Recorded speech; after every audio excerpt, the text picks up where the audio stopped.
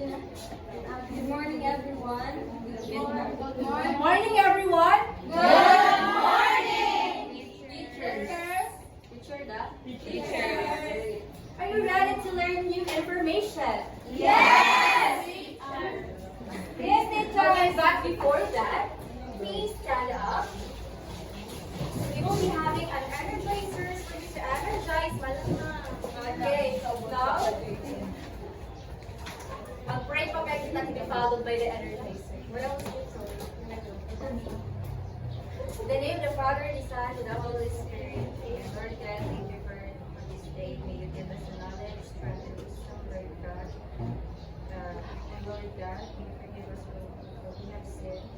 And let us everywhere we go. Stay we pray. Amen. Father, the Son, the Holy Spirit. Amen.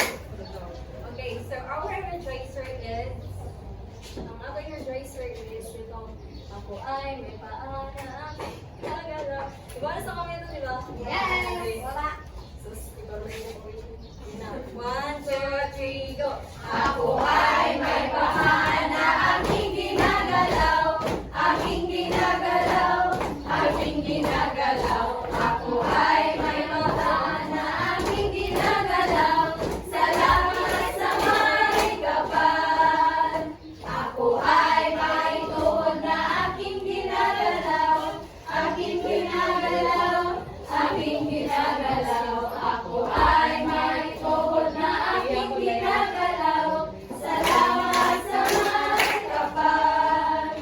Ako ay may bewang na aking ginagalaw, aking ginagalaw, aking ginagalaw. Ako ay may bewang na aking ginagalaw, salamat sa may kapal. Ako ay may balikat na aking ginagalaw, aking ginagalaw, aking ginagalaw. Ako ay may balikat na aking ginagalaw, salamat sa may kapal. Ako ay may ulo na aking ginagalaw, aking ginagalaw, aking ginagalaw. Ako ay may ulo na aking ginagalaw, salamat sa may kapal. Ako ay may paa, may tuhod, may bewang, may balikat, may ulo na aking ginagalaw, aking ginagalaw, aking ginagalaw. Ako ay may paa, may tuhod, may bewang, may balikat, may ulo na aking ginagalaw, salamat sa may kapal. Okay, good job. Before we start in our, to dig deeper into our discussions, let's read first our classroom rules. Okay, so first is be an active listener when others are speaking. So we will be having a short quiz later on. Second is be kind to your teacher. Your teacher and to your classmates. 3, work together to keep our classroom clean. Okay, so this pick at the piece of paper over under beside your computer. Okay, and share your ideas and learn when things may not work for you. Okay, if you want our discussions, Neron, you can raise your hand and you can say in addition, or like you can ask questions for you to understand it clearly. Believe in yourself and try new things. Answering or giving your oral recitations. Being nervous is normal, but remember to believe in yourself. Lastly, try your very best in everything you do. Okay. Okay, before that, give me siya kita ha. Nagpasahod na ako. We will be having. I will read a very, very short story. At Little Learners Preschool, Miss Emma and her friends, Mr. Jake and Miss Sarah, wanted to make math fun for the kids. Can you recall who are those characters? Jake. Very good. Jake. They sat together to come up with new ideas. The next day, they meet again and talk about their plans. Mr. Jake said, let's use blocks and toys to help them count and recognize shapes. you think what Mr. Jake think is appropriate to children? Yes. Yes. Miss Sarah added, we can also use fun apps and tablets to teach numbers with colors and cute characters. Miss Emma thought for a moment. And let's make sure all the kids can learn in their own way, maybe with songs or pictures. She said we could even share stories about numbers from different places. Okay. The next day, the children played with blocks, used tablets to count, and sang fun math songs. They were learning without even realizing it, and everyone was excited to explore math in new ways. And so, little learners became a place where math was as fun as the nature. Okay, so based on our stories that they have shared to you, what do you think is the essential in integrating mathematics in school curriculum if we paired it with games?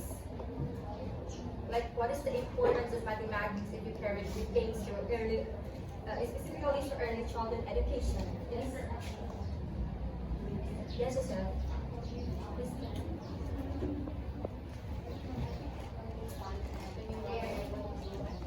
I think it will be fun for the children and they will be able to learn more. Yes, very good. Children learn without even realizing that they learn. So that's how play important is when it's integrated in different subjects, especially the math. So what influences in the school curriculum na maipapasok ang mathematics, especially in early childhood education, di ba? Kasi if you think for a moment, mathematics, early childhood, ang kaya na niya, di ba? Pag kita, pagulong na ng mathematics, algorithms, calculus, mga addition, mga multiplication, division, and many more. But you know, numeracy development is we have to look or we have to assess kung saan na kung hanggang saan yung knowledge ng bata sa numeracy. Because as what you all said, numeracy is important because mathematics is everywhere. Diba? Dili na para sa ato mathematics is everywhere but also to kids. Okay, give me two example why mathematics is everywhere and as a scenario where a child can learn na, uy, mathematics, pwede na kasamahin na, like may mathematics bet bisa sa laptop da kaya ang sizing laptop ang length niya ang width ano man ang kailangan kasi na-resolve Magtanong ang bata sa orasan. yes, diba? Magtanong ang bata sa orasan, diba? Mathematics, malaman kay numbers. Okay, so it influences on the school mathematics curriculum. Numeracy development plays a critical role in shaping a child's cognitive ability, not just by a teacher promoting English or like promoting the ESP, di ba? Mga like the values. You know what? Numeracy, it plays a really, like it became a foundation kasi sa child's cognitive. Na parang, they cannot learn other areas, other subjects without learning mathematics. And as what I have said, it plays the foundation for your future mathematical skills. Also, it improves their cognitive skills, their problem-solving skills, and also their in real life scenarios. Okay, so bakit nga ba naipasok ang mathematics sa school curriculum sa early childhood education? So, you know, we have this mga organizations, mga private organizations, mga lista sa basta, mga verified, mga authorized organizations, and many more that they have emphasis the importance of mathematics sa mga bata. Na even though na sa overall dapat tayong titigin sa like overall impact sa bata, they have this they give this way or parang pinaprioritize nila na dapat kasali sa mathematics sa early childhood. So prefers organizations na NAEYC or DAPI screen sa mga National Association for the Education of Young Children. Thank you. So it is a widely recognized professional organization that promotes excellence in early childhood education. And NAEYC's primary focus is an overall, although the NAEYC, their primary focus is an overall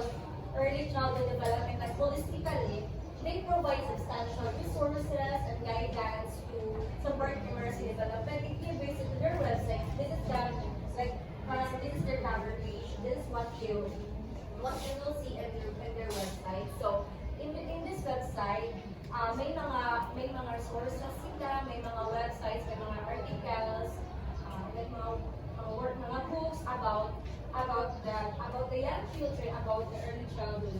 Because we all know that early childhood is really a crucial period, a crucial development sa mga bata, di ba? Kay dili din sila makasabot, in mathematics, dili sila makasabot ng addition without knowing how to recognize numbers, how to write numbers. And of course, dili din sila mulatno dahil sa pagkain na bright na dahil. If sa early childhood pa sila, sa muli na sila kulang, di ba? Okay, so the next one is the National Council of Teachers in Mathematics. It is also a widely recognized organization that is specifically dedicated to mathematics education at all levels, including the high school, the colleges, and of course, including the early childhood education. Kaya hindi sila makahibaon ng mga calculus, kung hindi sila hibaon ng mga basic, kung pinaka-basic sa mathematics. Tanong na like I have learned this yes. Kanang wala na ito din manager at iba na mga sources CTA, like that, mga secondary and like sa mga uno. Pero if ako gitan ako na politically, generally, technically, o pa na mga ali, ako gitma ko sa early childhood dito, early childhood kayo, mas pinaka-importante, di ba? Yes. Yes. Hindi dito ang okay. Also, it provides guidance to early childhood educators to enhance numeracy skills and offers networking opportunities with other educators in the field. Of course, di man makasabot ang bata, ibang educator mismo, wala kayo ba o kung may na number, kung ano masabot ng length, ano masabot ng width, kung ano pag-identify ng mga angle, the different shapes, di ba? In simple terms, kung upuan mga maestra, kung nila pagtulog sa mga bata, di ba? If mismo sila, wala silang kakaroon yung tulong nila mga gibal mundo. Kaya teach with the passion, teach with your heart. And offer, of course, the MCTM, they also offer, talyan sila sa MAEYC, they offer numerous resources, publication, para matabangan ng mga educators sa the other field, webinars, and conferences focused on developing effective math education strategies for young learners. Like, for example, sa mga mathematics high school teacher, di ba? So, di ba lang po, bisan LPE na sila, bisan na lang damo na knowledge sa mathematics, may mga seminar document sila about sa mga math. Kaya lang pa, mas dayo kung damuhan kung masabdag para mas dayo sa bagay ng mga anak sa mga estudyante. So, di ba gano'n ka-important sa mathematics ba sa mga young learners? So, parang dili kasi hindi mo lang kita lang, importante kayo, mathematics everywhere sa good way. Inana dapat, at we have the ways na dili mo sa parang bata ang yes around ways without knowing mathematics. Naman daw. Joke, the good zero. Okay, Association for Childhood Education International. They are advocates for quality education for children. Di ba may mga iba sa mga institution, may iba ng mga eskwelahan, na kwarta-kwarta na nila focus, pero wala rin sila mga ng quality education, di ba?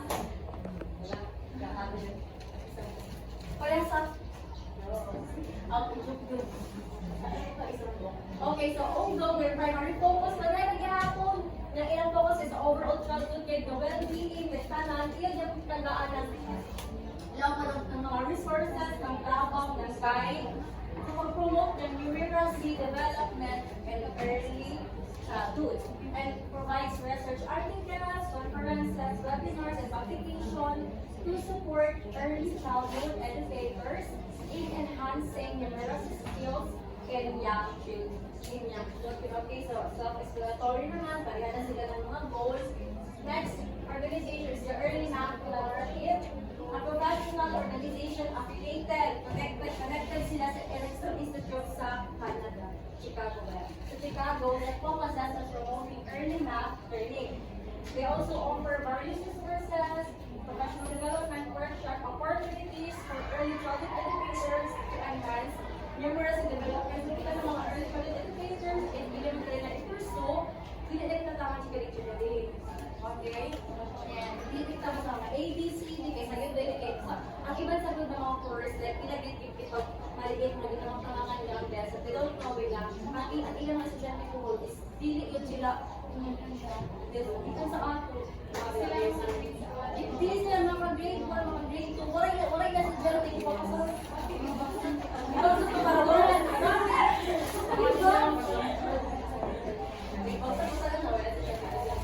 Okay, so we also emphasize the importance of building strong foundation of your skills in order to learn through play-based learning. Okay, through playing. Yes, of course. You play, they can learn without even realizing it. Okay, like even in the organization, like they have research about kung ano kaya wala na importante dito mathematics sa kabata. Alam mo na, dili na basta-basta, ay atong i-integrate ang mathematics sa school curriculum sa early childhood kay para matawag ng mga subjects, pagpili kayo, parang may ilagay ng matungong, may latungong kibali na nasa di-appeal nila ang mathematics. But because they saw how important mathematics and integrate, when integrate in early childhood. Yung pag, like may ilang kibali mga like experimentations, dili sa mga like observations na nila sa bata na ay pagtudol na ng bata kay amuyon, diba? So dili na sila basta-basta na-integrate or like dedicated to numeracy development without knowing kung ano ka-importante ang mathematics sa mga bata. Okay, so okay nga de. So may textbook sa good, like may mathematics textbook. So ang sa textbook, yato kibalik na ito dito ang tanan, ang mga worksheets, mga children tests, or like natin dito ang tanan kung ano importante ang numeracy sa development ng isang kabata. So dapat siya appropriate, diba na? So may mga key features and methodology activity yato ng mga textbook. First is age-appropriate content.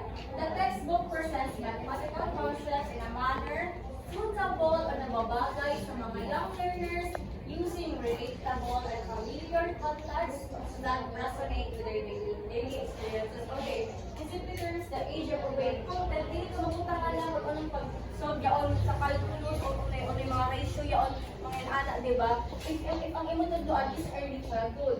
Kapag imutan ko yung joke. Ang galisap, ang mga bata sabot, malingaw sabot sila, mamati sa isa ka lesson kung relate sila.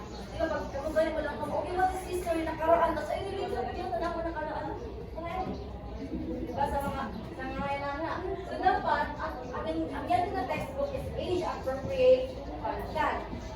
Dapat kayo judge it, because even in multi-literature,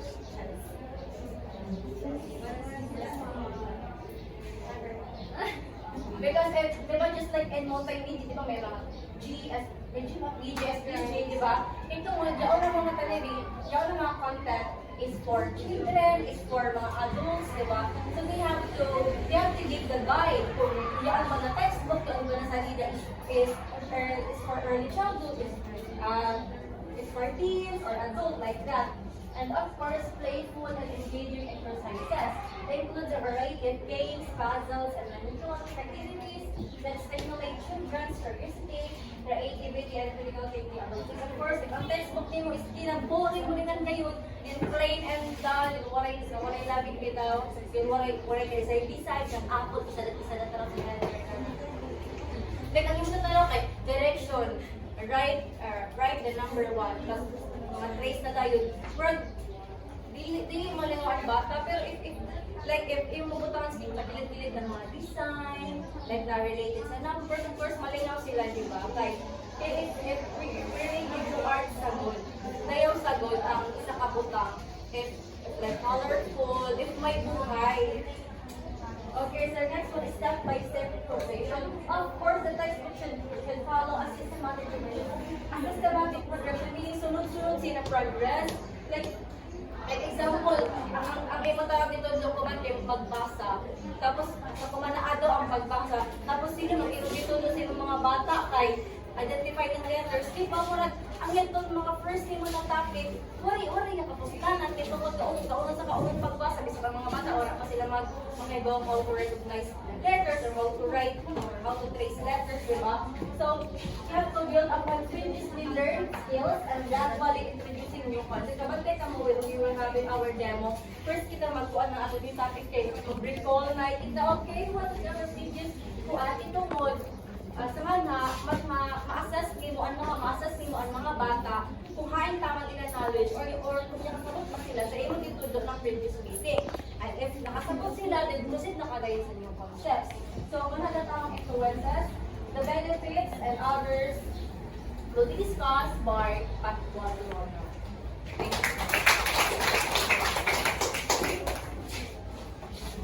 you. So, I will continuing the lessons that students so, my part, I will be discussing the benefits for early childhood education. So first, enhanced mathematical proficiency provides a comprehensive curriculum and instructional strategies that target key mathematical skills, ensuring that children develop a strong foundation in numeracy. So as a future educators, we need to think strategies or ways to be an effective teacher. Not only discussing in the class because we all know that the students have a very short attention span. That is why we need to integrate activities to be so that your classroom or the students will be alive, active, and to participate in the discussion. And also to ensure that the lesson that you share to your students or deliver to your students is clear, understandable, and also effective so that they can learn easily. So that we will be ensured that the students build a strong foundation in terms of a specific subject like math or numeracy. Next, we have holistic development. By engaging in hands-on activities and problem-solving tasks, children enhance their cognitive, social, and emotional development, fostering their overall growth as confident and capable beings. So from the word holistic, their overall well-being, in which you need to integrate what I have said, you need to integrate activities or hands-on activities, and so that the learner would participate, and then they will develop their overall well-being in terms of cognitive, so that their brain can function and develop their cognitive, and then their social in participating or in group activities. They will participate and then communicate with each other, with their classmates or their group mates, and then they will develop social skills and also emotional development. And next, we have teacher support. Includes detailed lesson plans, teaching suggestions, and assessments. Assessment tools, guiding each learner throughout the learning process. This supports equips teachers with effective instructional strategies and assessment methods tailored for early childhood education. So the teacher needs support from the government or other things that can support the learning of the students, because the learner easily learn through the materials that we use or tools that we use for the children. And then we need detailed lesson plans. Diba, tuturuan tayo ngayon kung paano mag-make ng lesson plan so that we already know the flow of our lessons, so that the lesson or the learning will be smoothly delivered to the students. And then, importance of numeracy development in early childhood education. So numeracy development is essential as it provides children with a range of skills that are crucial for their academic progress, problem-solving abilities, and everyday life. So we all know that numeracy development or numeracy is very important for the math subject, is very important in us and also to the students, because as what the first reporter says that Catherine said that math is everywhere or math is all around us. Even when you look at the edges of the rooms, we can find mathematics in the shapes, the measurements, and other things that is related to math. And then, if you buy groceries, of course, you will need to pay or you will use money. And then, if you don't know mathematics, hindi mo alam kung tama ba yung sinukli sa'yo. And then, it is very useful in everyday life. And then problem solving, not only in numeracy solving, but also in real life situations. If you have a problem, you can cope up easily because your brain is developed, your cognitive is developed. And then early childhood is the ideal period for initiating numeracy development and nurturing a positive attitude towards mathematics. Now, early childhood is very crucial for us, or the steps wherein the students learn. Their first learning is in us, so that's why we need to give them a proper or clear understanding about mathematics, so that they will love mathematics, and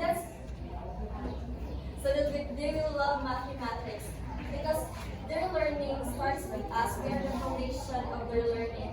So if we are not a effective teacher, as they grow up, they will have delayed development in their cognitive, their social, and their emotional, and whatsoever overall well-being. And then next, we have standardized achievement tests. Definition and purpose. SATs are standardized tests designed to evaluate students' knowledge and understanding of a particular skills or subject areas.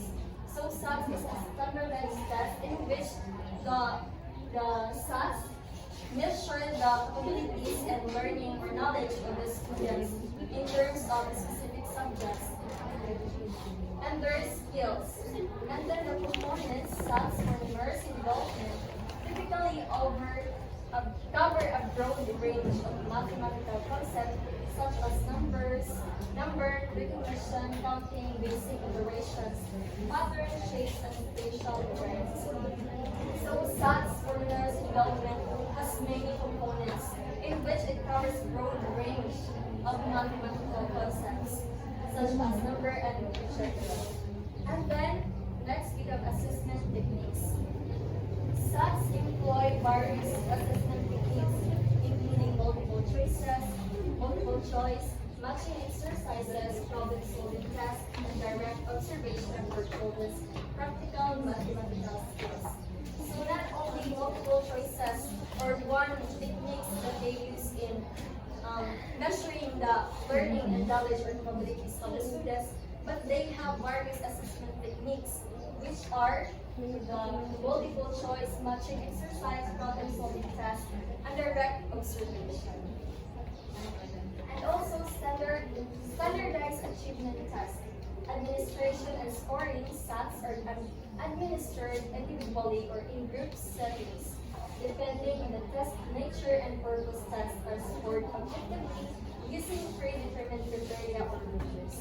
So SATs it depends on their administered in individual or in group. They have test nature and purpose test. Their test is objectively scored in which reliable, fact, or unbiased, and then they are using criteria or rubrics in which they will know or they will measure the students' capabilities and the standards are met. Benefits of SATs in numeracy development. Evaluation. Provide teacher and educators with a reliable tool to assess children's progress in numeracy development. So through SATs, they will evaluate the progress of the students and they will know if the teacher is effective in terms of teaching the students, because in that way, in testing and making a test, they will know if the students has a lot of learnings or knowledge about the specific subject that the teacher teach to them. And also they allow for the identification of strengths and weaknesses, which aids in the development of tailored teaching strategies. So in SATs or in the standardized test design, they will know the strengths and weaknesses of the students, which help them to provide tools or assessment tools in the teachers so that the students has a progress, or they will cater the needs of the students for more improvement. And then benefits of SATs in emergency development. Monitoring. Regular administration of SATs enables educators to track the overall progress of children and the effectiveness of teaching methods over time. And what I have said, that regular administration of SATs is monitored, or they are used to monitor the learning and knowledge of the students every, wala akong masaling specific na kung ano sa sinagay mag-yan halagang test to measure or to monitor if the students are having improvements or progress in their learning. And then benchmarking. SATs serve as a benchmark for comparing children's numeracy development with established standards or national norms. This helps identify areas for improvement or additional support. So benchmarking is used for comparing students in their numeracy development so that the SATs will know if the students meet their standard or national norms. So this helps identify areas for more improvement. So that they will be assessed or cater the needs of the students so that they have improvement or progress in their learning. And then next, or last, criticism and concerns. So age appropriateness. Some argue that standardized tests may not be fully age appropriate for early childhood education, as young children may struggle with the abstract nature of tests and questions. So in the criticism and concern, they are not agree on the standardized test because they think that the early childhood education or the students in early childhood education can be or confused about they can answer properly in the test because they are struggling with abstract nature of test questions or abstract thinking. And then narrow assessment scope. SATs may not capture the entirety of a child's numeracy development. So, hindi lahat ng mga tests na ginagawa ng SATs, makakapture nila yung development or progress or learning ng isang bata. It depends on the test. So, narrow test, hindi lahat or entire development of the child, malalaman nila. And stress and anxiety. Testing situations can induce stress and anxiety in young children. So they think or they say that testing situation can induce or add stress in the children, because all of the test is as what the age appropriateness says that some argue that the early childhood education cannot answer properly the test that is being conducted by the SATs.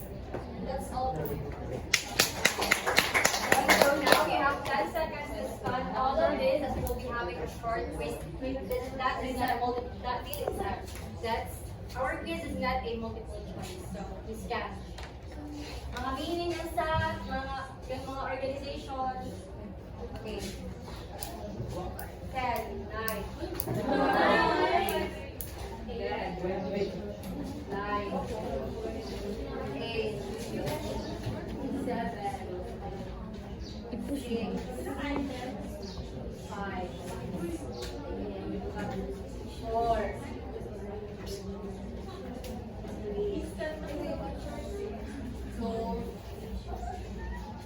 3, 2, 1. Okay.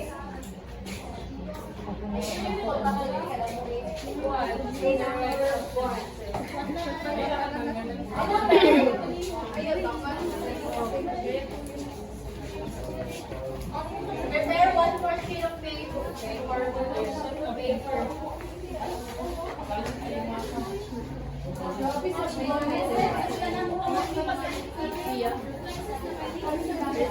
Dahil papel red, pinggan.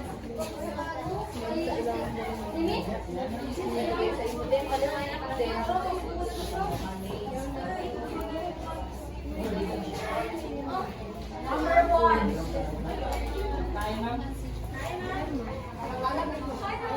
Ready or not? Here I come.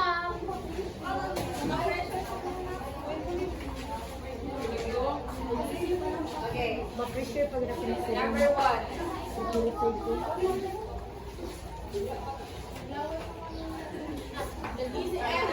Sige na, Mina. Papala na kain. Ako lang magsasabi. SATs or SAT stand for what? Dili multiple choice ha. SAT or SAT stand for what? So, iyan report ka Rona. Again, SAT or SAT stand for what? 5, 4,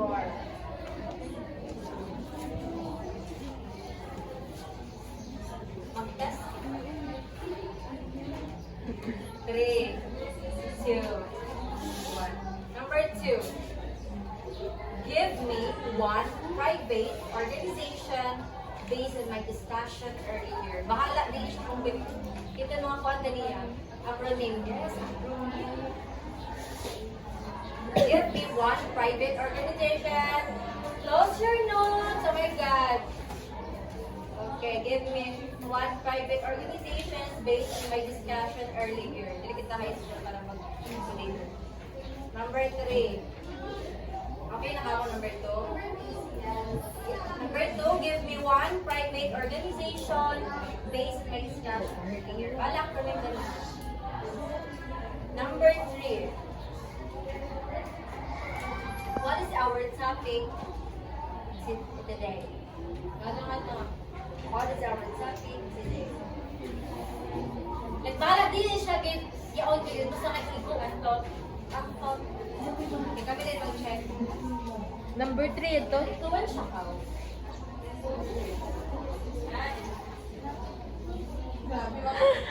Na-influence siya ka mo.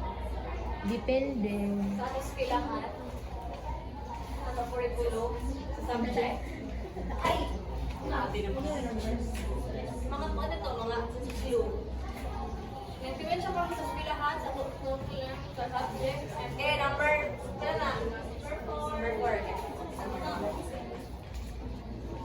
Give me one key. Ito may tanong natin.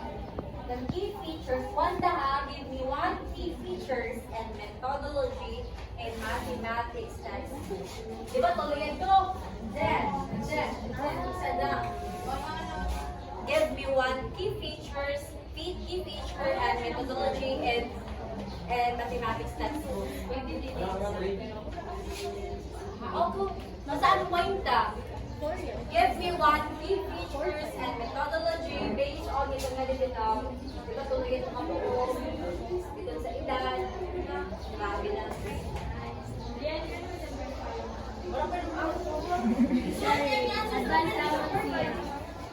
Okay na?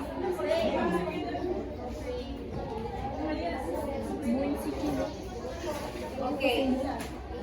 Number 5. In 2 sentences, how important mathematics to be part in school curriculum in early childhood? In 2 sentences, how important mathematics to be part in school curriculum in early childhood? 2 sentences na wala, pagkabali-bali at English, gusto kay... Open yung reading niya? Yes, check ka din niya. In 2 sentences, how important mathematics to be part in school curriculum and early childhood? Bayun! Where go, Kim? Hindi ako na lang question. Question number 5. How, in 2 sentences, how important mathematics to be part in school curriculum and early childhood? Bala ko ang may opinion. Basta kaya ko pag-pag. Okay? Number 4 yun. Ay, ako ito. Padayog din. Okay, 5. Number 5, in two sentences, how important mathematics to be part in school curriculum and early childhood. It's okay na yung mga English magkabaligtad. Basta yung gusto i-pinpoint niya ako. Okay? Ready na? Pagmama na, pass your papers in front of your column. Sentence na ay sa global to say. Tapos na mo, ano yung mga number na balikas? To. Sa Padre. 2, ay, to give me one private organization. Give me number 2, give me one private organization that fit this cost. Okay, basa na. Two sentences na eh.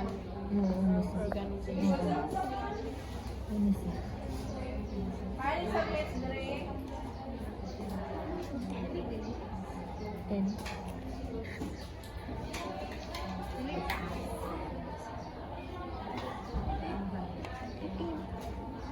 Ayun, mas basta ka na lang ng quiz kayo. Pasa lang mo score. Kapag ikaw sa registered mo.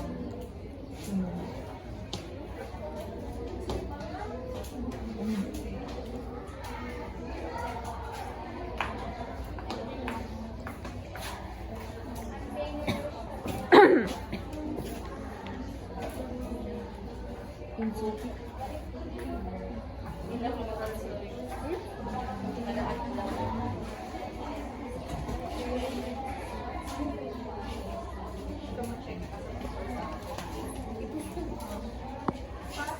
Kung mag-oral din sa